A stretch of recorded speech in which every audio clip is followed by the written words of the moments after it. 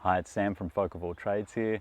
I'm in our garden on beautiful Kaurna country, and I wanted to talk to you today about planting trees and shrubs in your garden and why we do it. So first of all is shading. I'm in the shade right now of a beautiful old red gum, only 20 years but absolutely massive now, and that's on the west of our property. So someone's planted that in the past. I'm really grateful to them. Cooling is another one. Having trees and shrubs around you, actually as they suck up water and transpire, they're cooling the environment, so they're reducing urban heat island effect and making your house and your pets and everything more comfortable. And the third is biodiversity. Lots of our local native species rely on trees and shrubs for nectar, for shelter, and for just everything that they need, basically. So by planting trees and shrubs, we can actually improve the habitat for them and make it easier for them to live. So that's why. I'm going to show you how now. I've bought this beautiful little Eucalyptus mini Ritchie. It's a fantastic mallee species that's got great bark that kind of strips off in these beautiful shedding patterns. And we got this from State Flora at Belair for just a few dollars. It's in tube stock, which is our preference for planting. It's much, much cheaper, and also they grow so quickly, being a native, but also they're so small they haven't been disturbed and potted on a number of times. So it's a really, really good way to go, forestry tubes. I've picked out my spot. We've got some established plants here, a lot of grasses, a lot of understory, but I really wanted to put a small tree in. So this one's probably only going to grow to about 3 meters, and it's got lovely low branches. Really important to think about what you want the tree or the shrub for when you're in the nursery, so you can choose one to suit. So this one's got quite a few branches. If I didn't like any of those, I could absolutely prune some off and do some of that formative shaping pruning before I plant it. But I've chosen my spot, I've got my plant. So let's get rid of some of this leaf litter so that we can get to the soil itself.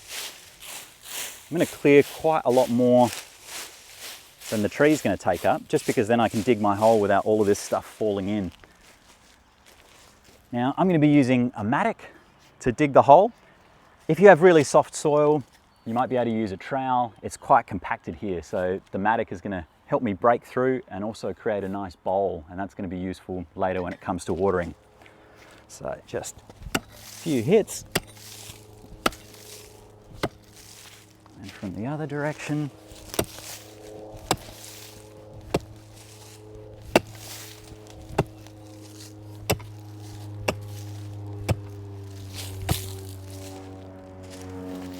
So a good way to tell if you've got your hole deep enough is to actually hold the plant in it before you take it out and just see if the soil level is above or below.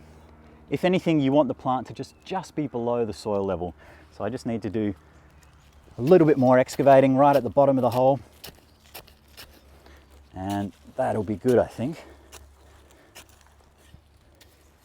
So to get the plant out of the tube stock, sometimes they've been in there for a while and they're really, really tight. The roots have grown, so I like to tap on the top, and that just encourages the plant to jump up, and then it's quite easy to take out.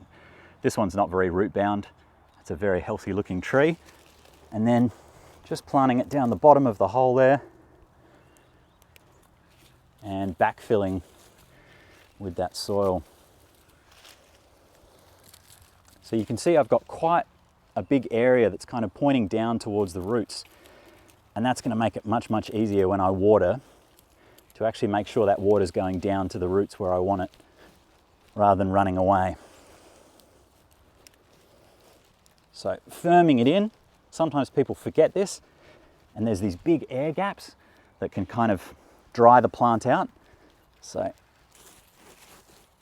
that's looking really good there. I've got my branches pointing where I want them, and it's time to water.